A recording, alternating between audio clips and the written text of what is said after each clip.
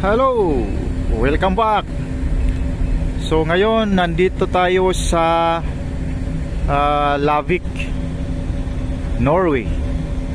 So nag-channeling tayo ngayon.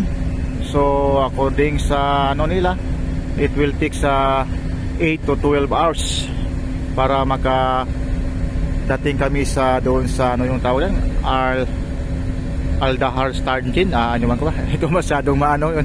Basta malalayo pa. So kukuha lang tayo ng video dito. Yan. So magandang view. Oh, tingnan mo. Green na green talaga yung ng mga bundok ito. Kahit man lang makita ka man lang along mga kunting mga bato-bato diyan. Pero tingnan mo, green na green talaga. So okay ha. At saka of course malamig na dito. Yung tubig nga is 14 degrees Celsius nga yung tubig dagat, yung ano temperature niya. So malamig dito.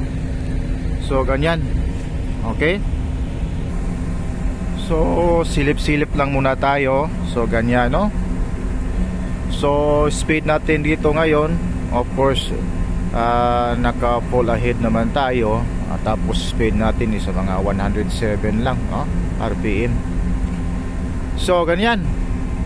Okay, so tingnan natin doon. Okay, papunta kami doon, papasok kami doon. So nasa gitna pala kami ng mga bundok. Oh, tingnan mo sa starboard side namin. Oh, may bundok din. Tapos dito kami sa gitna dumaan. Yan. Tapos sa port side naman namin sa kaliwa, oh yan, bundok din. So papasok talaga ito. Papunta doon sa discharging point namin. So matagal-tagal din. Kasi galing sa Bukana, ayun nga, sabi ng noon pag-akyat ng piloto, mga 8 to 12 hours pa eh. So hanggang mamayang gabi pala to. So standby tayo. Ganyan naman talaga buhay natin. So pag lalo na maneuvering at saka lalo na channeling, so standby talaga tayo doon sa control room. So ngayon of course nakakuha tayo ng konting oras kasi lunch time. So bilis-bilis kain, tapos yon video konti para at least man lang mayroon tayong may share naman na view dito, no, sa Lavik. Okay, Lavik, Norway. So ganyan siya. Okay, so kung silip-silipin naman natin, may mga ano pala dito, mga bahay-bahay din. Hindi naman gaano kadami eh.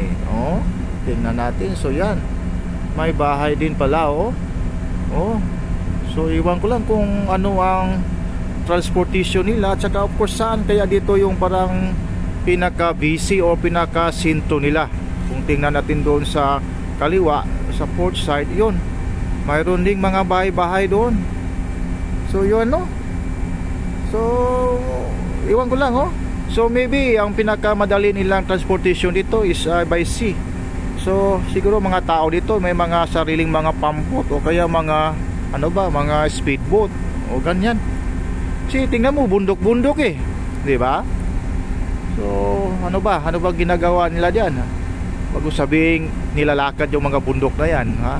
Of course may sasakyan siguro, may mga sasakyan. So most probably pinaka-common dito is by sea ang transportation nila. Okay, so ganyan, no, ganyan. So for now, yan lang muna, no. But gusto kong puntahan muna doon sa kabila, doon sa starboard side. Okay, wait lang. Ayun. Yun pala, means of transportation nila. Mayroon pala dito mga fast craft. O kaya ano yan, see? Hindi ko na masyadong mai-focus, malayo eh. Basta dalawa sila, di ba? Makita mo.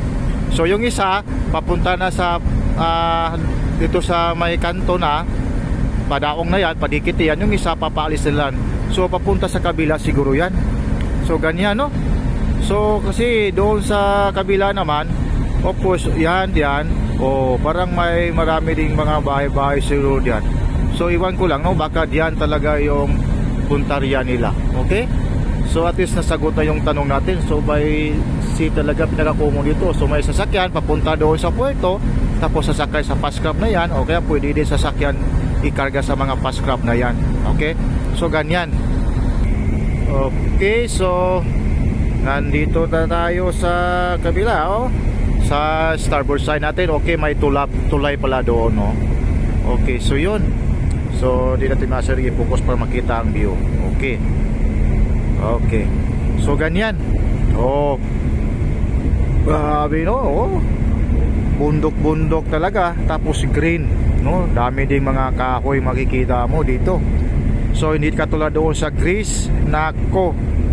Kita mo bundok, bato dito, bundok pero kulay green.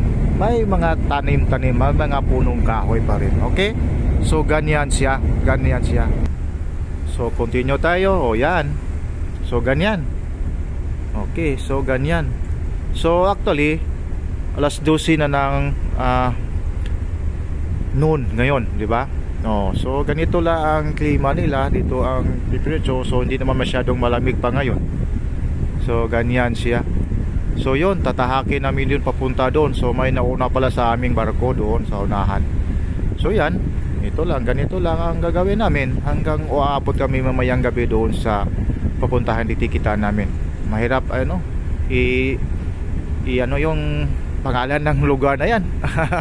Saka na lang sa post ko dito, doon ko na isulat.